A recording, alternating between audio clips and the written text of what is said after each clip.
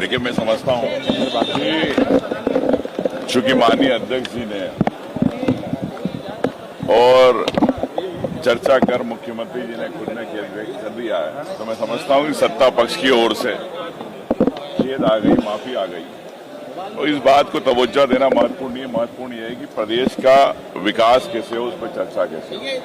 रही मुख्यमंत्री जी का राज्यपाल के अभिभाषण की बात, तो आपने देखा किस प्रकार एक कथावाचक कथा वाचता है और 1.5 घंटे से उन्होंने अपनी पूरी कथा, वो मुझे लगता है कि 2026 में उन्होंने इतना विकास करा दिया है कि अगले 3 साल की आवश्यकता नहीं है।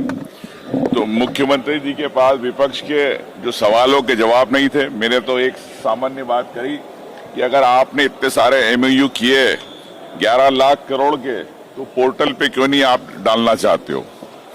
अगर आप किसानों की आय की बात करना चाहते हो कि हम दुगनी करेंगे, तो उसकी आपने जवाबदारी क्यों नहीं लेना चाहते हो?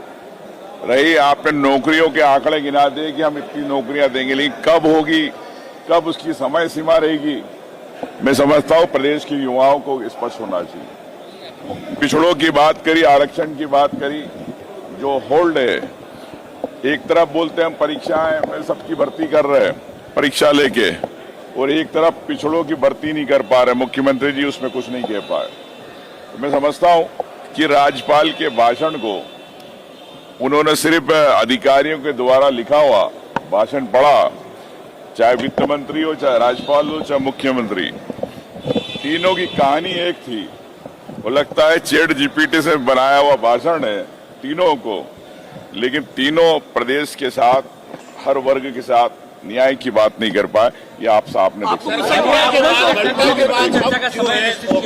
क्यों आ गया आपको? उमंग को क्यों गुस्सा आ गया? देखिए, लेकिन गुस्सा क्यों आ गया?